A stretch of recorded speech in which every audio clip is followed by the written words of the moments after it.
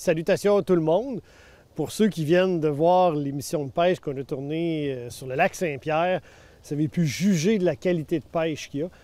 Le lac Saint-Pierre, c'est vraiment un joyau du fleuve Saint-Laurent. Il y a une qualité de pêche incroyable sur ce plan d'eau-là. Pour les gens qui seraient moins familiers, c'est un élargissement du fleuve entre Sorel et Trois-Rivières, grosso modo. On peut y faire de la pêche au doré jaune, au doré noir, à l'achigan petite bouche, à grande bouche, brochet, masquinongé et plein d'autres espèces. C'est vraiment un environnement très, très riche. D'ailleurs, c'est une réserve mondiale de la biosphère de l'UNESCO. Donc, c'est vraiment un site unique. Puis, le lac a le privilège, si je peux dire ça comme ça, d'avoir plusieurs rivières d'une certaine taille qui sont des excellentes frayères à doré jaune. Ça explique en partie pourquoi la qualité de pêche est si bonne. Le lac Saint-Pierre, depuis maintenant facilement une quinzaine d'années, peut-être même un peu plus, c'est un aire faunique communautaire. Donc, il faut s'assurer d'avoir notre droit de pêche pour venir pêcher le lac. On peut se rendre sur le site Internet de l'aire faunique communautaire du lac Saint-Pierre, puis toutes les informations sont là. On peut acheter notre droit de pêche pour la saison estivale, pour la saison hivernale, pour toute l'année ou à la journée aussi. Donc, c'est très, très, très facile à faire, mais il faut s'assurer d'avoir notre droit de pêche. Au niveau de l'accès, il y a des rampes de mise à l'eau un peu partout autour du lac. Il y en a des gratuites, il y en a qui sont payantes.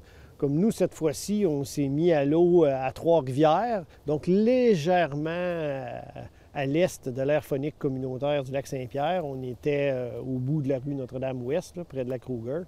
Il y a une belle rampe de mise à l'eau là avec un stationnement, c'est gratuit. Mais il y en a un peu tout le tour du lac, là. Je peux vous en nommer quelques-unes comme ça, vite fait. Il y en a une immédiatement sous le pont La Violette, puis si on s'en va vers l'ouest, il y en a une dans la rivière Nicolette, tout près de l'embouchure du lac. Il y a évidemment des rampes de mise à l'eau chez les différents pourvoyeurs autour du lac. Donc, on peut penser au domaine du lac Saint-Pierre, la pourvoirie du lac Saint-Pierre, la pourvoirie Roger-Gladu. Puis évidemment, à ces endroits-là, en plus, on peut avoir de l'hébergement. Sur la rive sud, dans la rivière Saint-François, la marina Monsieur B, il y a une rampe de mise à l'eau aussi à Sainte-Anne-de-Sorel. Il y a une rampe de mise à l'eau municipale à Sorel même. Celle-là est réservée aux résidents de Sorel si ça n'a pas changé. Bref, l'accès est très facile.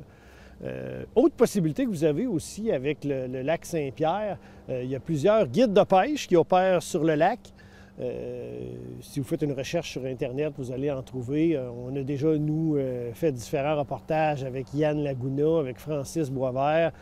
Francis opère plus au niveau de la partie est du lac, donc du côté de Trois-Rivières. Yann est plus du côté ouest du lac, donc les îles de Sorel. Il y en a d'autres bons guides aussi.